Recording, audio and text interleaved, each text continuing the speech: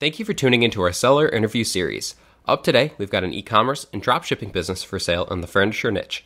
Created in June of 2014, this business makes $36,233 per month in net profit, and the listing number for the business is 44772. We do these interviews to give potential buyers more information about both the seller and the businesses they're looking to purchase. We hope these insights are helpful for you in making a buying decision. We've got the seller with us today to go through the business and cover everything from niche selection to traffic and monetization. Jeremy, thank you for coming on here today. Oh, thank you for having me. It is my pleasure, and seeing as you've built a seven-figure business, $1.3 million valuation on this, I'm sure it's a very interesting story, and I'm looking forward to hearing how you got started with it. But before we get to the questions that I have for you, I want to go ahead and run through a little quick summary of the business. Again, the business was built in June of 2014, has a monthly revenue of $82,017, expenses of $45,784 to make for a net profit of $36,233, which is generated on a 12-month average. Included in the sale of this business are the primary domain and all site content and files, social media accounts, email list, Yelp account, Wayfair and Hayneedle accounts, warehouse and employee relationships, exclusive dropshipping relationships with great margins. Please note that the seller has 2 retail locations and a van that could be included for an interested buyer, but neither earnings nor expenses were taken into account in the P&L. Also, inventory is not normally included in the list price. Further details can be provided to active depositors. Jeremy, can you tell us a little bit about your background in building and running online businesses and what led you to starting this business back in 2014? Yeah, absolutely. So this is the first business that I've owned. My wife and I started it. At the time, she was my girlfriend. We started it in 2014 after working for a few years for a company that did all sorts of not just online sales, but kind of trade show sales. And I met her and she was selling exercise equipment for this company and making a lot of money doing it. And I was kind of broke at the time, so I started selling it as well. And then we were approached by the business owner who asked us if we wanted to sell outdoor furniture for them on Craigslist. And so we basically had to rent a storage unit and put their furniture in it and then put listings on Craigslist and sell it. And we made a ton of money. And throughout the course of a year, it just became apparent that the business was not run ethically. They didn't care about the quality of their products. They didn't care if people had concerns. It was all done in cash. Just there was a lot of question marks about it, but we knew that there was a niche there with outdoor furniture to make some money. So we started our own business, and that's when we incorporated and kind of really took it seriously. And we started doing this, and we took that model and kind of made it a little bit stronger by going almost entirely online and selling throughout the country rather than in just one specific location. And then, things have grown since then. We developed relationships with Wayfair and Hayneedle. We've got a lot of Yelp reviews. And so it was something that was from the ground up, definitely. We lucked into finding this particular niche, but more than that, it was about kind of building on a method that seemed like it had potential and using the skills that we had and what we saw to be the most important facets: customer service, quality product, and marketing. So by kind of combining all of that with the product, we were able to really generate something real. You said that this is the first business that you've built. You did it with your now wife. Why have you decided to sell it today? Well, so we have a 1-year-old, we like Congratulations. Oh, thank you. Yeah. It's having a child and a business and 3 dogs and, things get crazy. But, I never started out wanting to sell furniture or really have my own business. I worked in Hollywood for a little bit and got sidetracked with this. And not to say sidetracked, because I do enjoy doing it, but both her and I are looking to get back into the creative field. And so it's more about new adventures than anything. We could keep running this for years and have a nice life, but it's just we want to focus on what's important to us at this point in our life. And, you only live once, and if what your dreams are different from what you're doing, even if what you're doing is great, then at a certain point, you got to come to terms with that. Absolutely. When looking at this, I know you started on your own in 2014, and Amazon wasn't the powerhouse back then that it is now. Mm-hmm. But just looking at the business and moving forward with it, why have you decided to make your own website, make your own e-commerce store rather than sell on Amazon? Margins. We have ridiculous margins. And on Amazon, it's a twofold reason not to use them. Number one is, you're not making much money selling through them. Number two is you're lost in a sea of comparable products. If you're able to market yourself independently and get yourself out there independently, the sky's the limit as far as, how much you're going to sell. I mean, there are merits to selling on Amazon or eBay or that sort of thing, but you're watering down not only your product to compete, but the amount of money that you're making. You mentioned marketing, so you have to market the business independently, and that's something that you've excelled at, obviously, as you've built such a massive business. How do you market the business? Well, so we started doing this, like I said, on Craigslist, which for a time was totally free, but was challenging to manage posting in different places because of, IP issues, like basically IP addresses that showed that you weren't in the city that you were posting in. They would delete things and it became hard. Then Craigslist started charging for ads, and then you could post wherever you wanted. And that's when things really took off because you could post wherever and not worry about that. So Craigslist has been the main function of our business. It's just the easiest way to get out in front of people with not much tech savvy required. We've used Facebook ads that have been middling in terms of success. But again, both her and I are not like marketing experts, A, and B, we don't have any background in SEO or Google ads or that sort of thing. So, we haven't even, touched the surface of where we could go with marketing in that respect. And then also, too, like I said, we developed relationships with Hayneedle and Wayfair, which are two online marketplaces for products like these. And unlike Amazon, it's more curated and more tailored to like a certain kind of clientele rather than like a mass market thing. So we developed those relationships and we sell through them. Obviously, one thing with them is they squeeze you on margins too, but not to the extent that Amazon does. So anyway, so that's where we're at in terms of the marketing.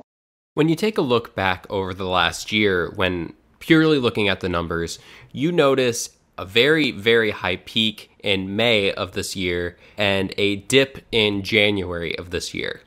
What's going on and what's the difference between January and May? Well, I mean, we do sell outdoor furniture, so it is a seasonal business to an extent.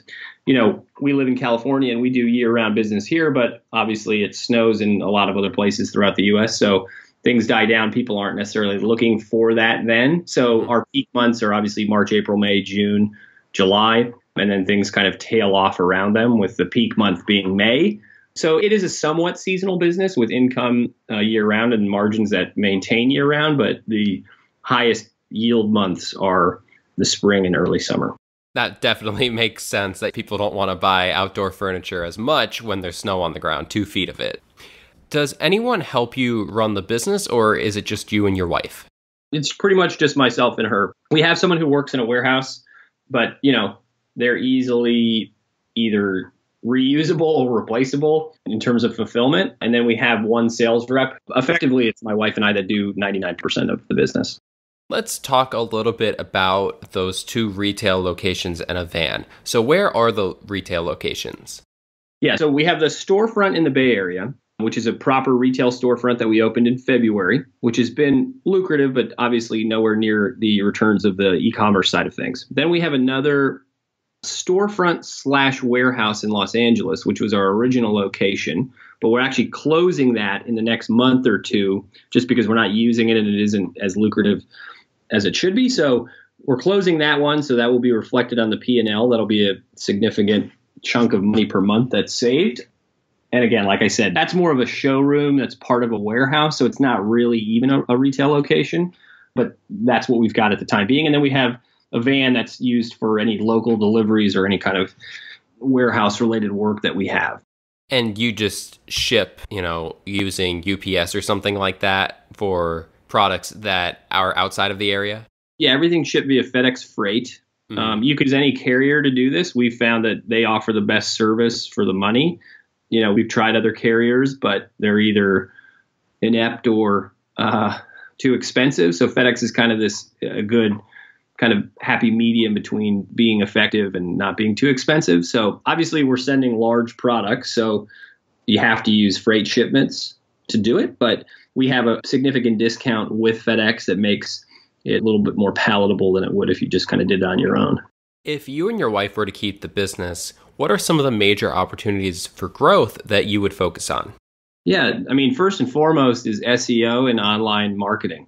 We've just kept things simple and kind of just gone with what we know works. But if you had any kind of skill in SEO, AdWords, Facebook, Instagram marketing, you'd make so much more money. And we would too. The problem is there's just a time constraint and a financial constraint. We don't want to put that much money into it, and we don't want to spend any more time than we're spending. So we're kind of just keeping things on this trajectory. But, if we were going to keep the business, that's where we would focus our efforts, and it would yield significant returns.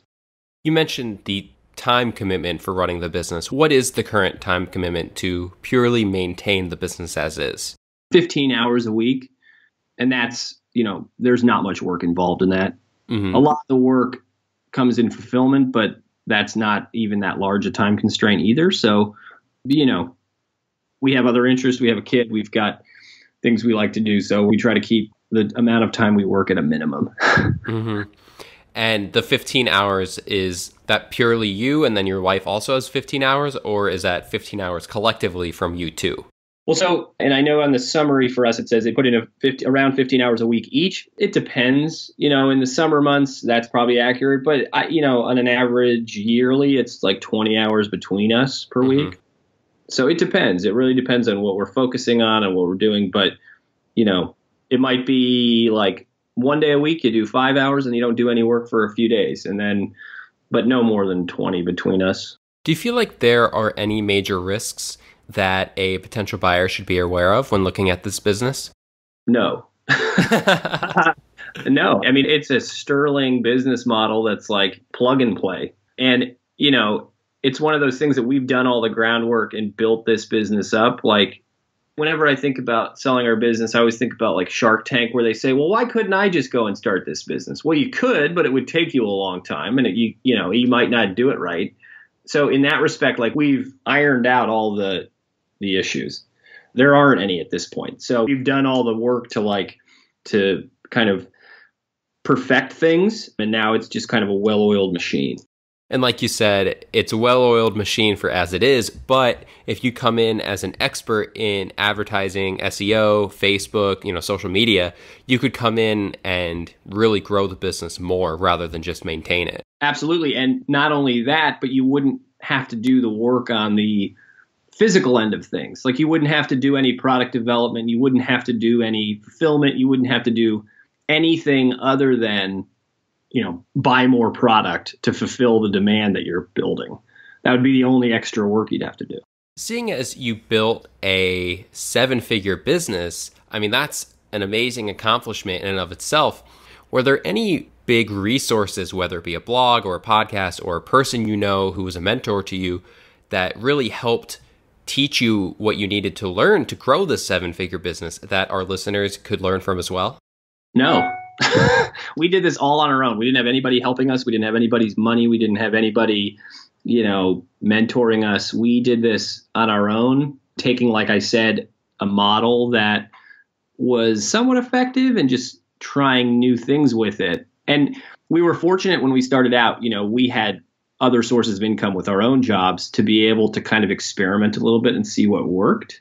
So yeah, I mean, we were just really smart about it. We're very lucky that we didn't have to either take on equity or take on a partner or anything like that. You mentioned that you were able to iron out some of the things that didn't work. What were some of the things that didn't work when growing the business? Well, not so much things that didn't work, but just means to make more money. Like, for instance, when we first started doing freight shipping, you don't take into account the cost of it to other places. And even with a discount and all that, you just figure out the best way to make the most amount of money. So, that kind of thing, not like major issues. Oh, and then of course, product stuff. Like, we've gone to China a few times and worked with the, QC on our products to make them as streamlined and as well made as possible. So that was a lot of work, and definitely like some of the things that you've got to deal with are when you're dealing with Chinese suppliers are, they don't care about the quality of the product. They just care about making money. So it's up to you, the brand, to kind of instill that level of quality. So there was quite a bit of work there. And then, of course, with these online marketplaces like Wayfair and Hayneedle, they have very rigid requirements for packing, how things are labeled, that sort of thing. So we had to deal with all of that. But yeah, nothing like huge roadblocks were ever in the way of this. It was just, we just kind of had to keep our heads down and yeah. If someone wants to follow in your footsteps and build another seven-figure e-commerce business, whatever niche it's in, what advice would you have for them? What's something that you wish someone had told you when you were starting out? To be patient, because it doesn't just happen overnight. And I think the more patience you have and the more willing you are to grow something, the more effective it's going to be. I mean, this is year 4, I guess, for us, or 5. So, it's taken some time. It's not like it was like, we're immediately $1 million business. You've got to put the work in and be patient and know that like the path you're on is going to lead to something. So I think patience obviously is number one. You're not going to, even with the greatest niche in the world, it doesn't happen overnight. And for the ones that are fortunate enough to have it happen very quickly, they have a ton of either capital or brain power behind them. So, from an average standpoint, like you just need to be patient. Jeremy, thank you so much for taking the time here. Now let's ask you some questions, or I want to ask you some questions pertaining to making a deal with a buyer. So would you commit to a non-compete? Yes. And how much support are you willing to offer a new owner during the transition period? Well, I think I had mentioned on the summary, we'd be willing to do a month of pretty involved assistance and help to make sure that everything's, processed smoothly and things are done the way either they want to do them or we want to do them based on kind of how the business works. And that includes email, phone, Skype. So, yeah. Are you open to discussing something like an earnout? Yes, we are. Awesome. Jeremy, thank you so much for the time. I do have one final question for you. Before we get to that, though, I want to go ahead and run through that little quick summary of the business again. The business was built in June of 2014, has a monthly revenue of $82,017, expenses of $45,784 to make for a net profit of $36,233, which is generated on a 12-month average. Included in the sale of this business are the primary domain and all site content and files, social media accounts, email list, Yelp account, Wayfair and Hayneedle accounts, warehouse and employee relationships, exclusive dropshipping relationship with great margins. Jeremy, if you had to put yourself in the shoes of a buyer and look at this business, why do you feel like it's a business worth buying? Well, because, like I said, a plug and play money-making machine. The margins are crazy. There's no work that needs to be done, basically to keep it running. If you did nothing else, if you just came in and took it over, you would make a ton of money without really having to do anything. And not only that, if you came in and were an expert in the things that I've said, like SEO, online advertising, marketing, the sky's the limit. Absolutely. And I mean, I think the most important thing, like you mentioned with your Shark Tank example, why can't someone go and do this? If you buy this business, you're coming in, it's already built. You don't have those 4 years to wait until you're at this level. You can just come in and play around and try to grow it even more.